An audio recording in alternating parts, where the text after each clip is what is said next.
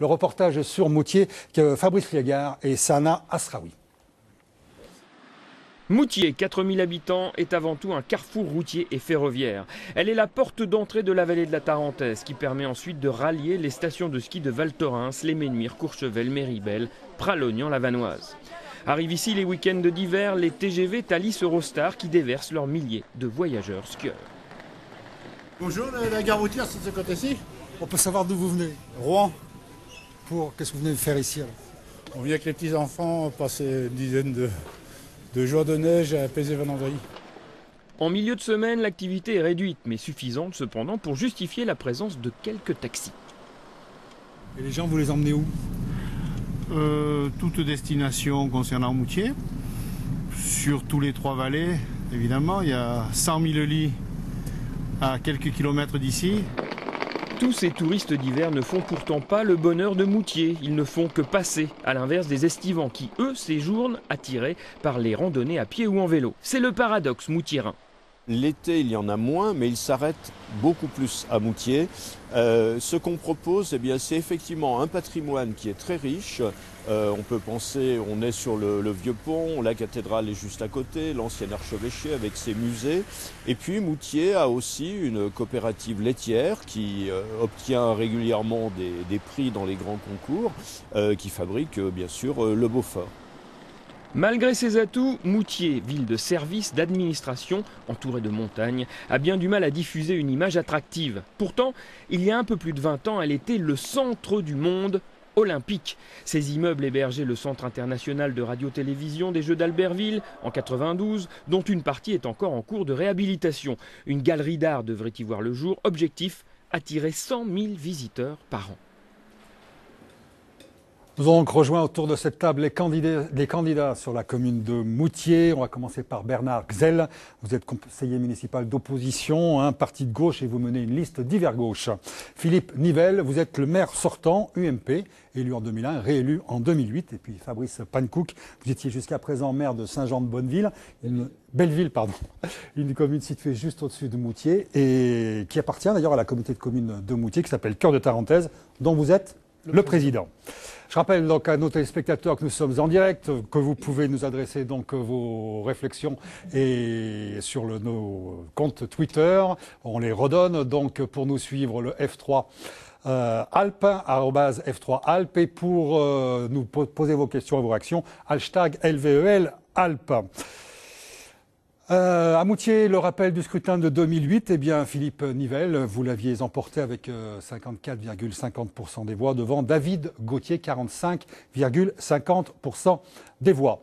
Première question à vous, Patrice Pankouk, elle s'impose. On quitte Saint-Jean-de-Belleville pour Moutier. Alors, qu'est-ce qui justifie ça? Saint-Jean-de-Belleville était devenu trop petit pour vous? Ah non, pas du tout. La question n'est pas là. Il y a des aventures qui évoluent dans la vie. Cela en fait sans doute partie. Je suis moutiérin, je vis à Moutier avec mes enfants, ma famille. Mes enfants y sont scolarisés. Mon épouse y est née, y a grandi.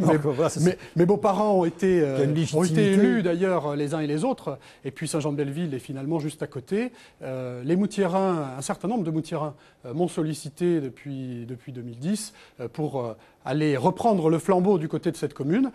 Et après une hésitation, j'avoue que je me suis lancé dans cette affaire. Parce que la commune est déjà détenue par un maire UMP, vous l'avez sans doute remarqué. Donc il faut affronter quelqu'un du même bord que soi.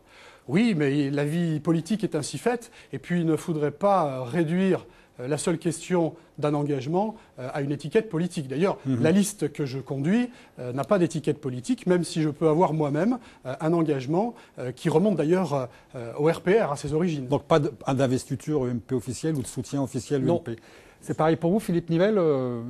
Pas d'investiture UMP Pas d'investiture UMP, et d'ailleurs même au niveau de la liste pluraliste que je conduis, nous n'avons pas regardé quelles étaient les couleurs des candidats. C'est surtout des candidats qui sont avec un parti pour Moutier. Surpris et choqué de voir Fabrice Pankouk Non, je suis surpris que Fabrice dise qu'il n'a pas de soutien, alors qu'au niveau du député et conseiller général que nous avons, il est clair qu'un soutien public Hervé Guémard vous a soutenu officiellement. Et Philippe Nivelle fait bien de rappeler effectivement, parce que je suis très heureux que les parlementaires aient accepté de soutenir. Hervé Guémard est venu à une de mes réunions publiques. Michel Dantin est venu aussi à la rencontre de mon équipe, parce qu'il faut emmener cette commune vers les questions européennes. C'est un carrefour européen. Il y a la question de la finance qui est importante et l'Europe a aussi un rôle à jouer. Juste un mot sur soutien d'Hervé Guémard. Et je dirais que Philippe Nivelle et sa liste ont le soutien d'un très nombreux nombre d'élus de Tarentaise et y compris d'un certain nombre de parlementaires de la Savoie qui apportent tout leur soutien à l'homme vous avez et à été sa liste. suppléant du sénateur Je suis toujours Jean-Pierre Vial. suppléant du sénateur Jean-Pierre Mais Vial. ça vous gêne un peu qu'Hervé Guémard s'affiche ouvertement avec Fabrice Absolument pas. Pankouk? Absolument pas. Ça ne me gêne pas. Non. Je respecte les soutiens. Nous en avons d'autres également. Ce qui compte, c'est Moutier quand même dans cette affaire. Il ne faut pas le perdre de vue. Je ne suis pas allé chercher ailleurs que les soutiens de Moutier. Bagarre à droite. Alors justement, ce qui compte, c'est Moutier. Et en ce qui me concerne, je pense être l'homme de la situation pour les Moutiérains. Parce que nous avons deux candidats en face de moi, qui sont d'ailleurs tous les deux avec des cravates bleues aujourd'hui, c'est un signe. Mais ces deux candidats, voilà. Oh, c'est le hasard. Mais le jaune, c'est effectivement le symbole d'une liste sur Albertville qui souhaite garder une majorité de gauche, puisque effectivement dans la vallée, on sent que les alternances finalement sont en train de remonter le fil de l'Isère. Albertville a basculé en 2008 et on souhaite que Moutier bascule en 2014. Vers quelque chose. Il y a une réelle opportunité pour vous? Il y a une réelle opportunité parce que nous avons une compétence, on a une équipe de compétents qui étaient conseillers municipaux sortants et qui sont aussi l'héritage de conseillers municipaux historiques à Moutier qui ont fait un énorme travail dans la minorité, j'aime pas le terme opposition, comme Marcel Souchet, qui est décédé malheureusement récemment et qui a fait un énorme travail dans le milieu associatif et qui était également chef de file de plusieurs fois pour la gauche à Moutier.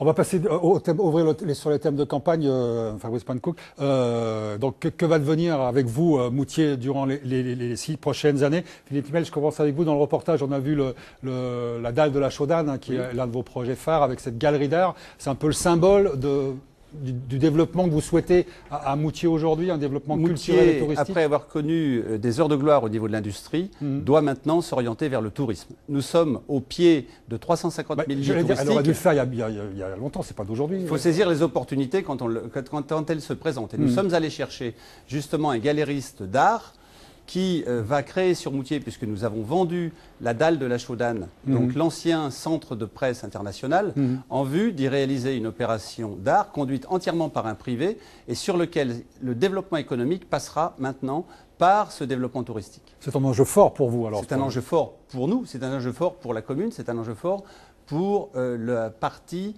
du territoire. Vous avez soutenu ce projet, Bernard Gzell, non? Tout à fait. On l'a soutenu dans sa phase, disons, actuelle, bien que nous n'étions pas du tout d'accord sur les tergiversations qu'a subi ce projet, puisque si je reprends d'ailleurs le programme de M. Nivelle en 2008, il y avait le projet de créer à la dalle de la Chaudane un pôle associatif, un pôle culturel, qui n'a jamais vu le jour, alors qu'il y a eu un emprunt de fait même pour cela, qui a été utilisé à d'autres choses.